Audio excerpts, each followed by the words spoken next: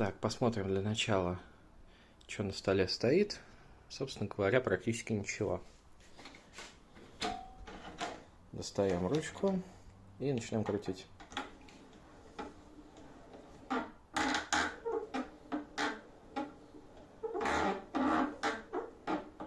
Да, то есть крутится она тоже не плавно. Здесь она сейчас потрескивает. Если я буду опускать ее ниже, вот, уже пошло.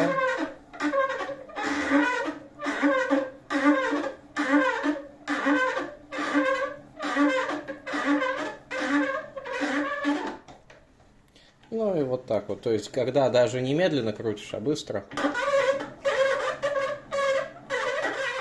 все равно звук такой есть. Возникает вопрос, а что, собственно, нужно сделать?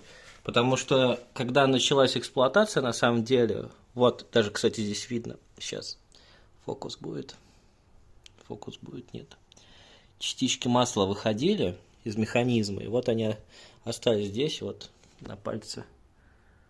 Да, расфокусировка. Вот, на пальце они есть. Частички пыли, не знаю. Ну, в общем, мне казалось, что частички масла вот из этой штуки выходят.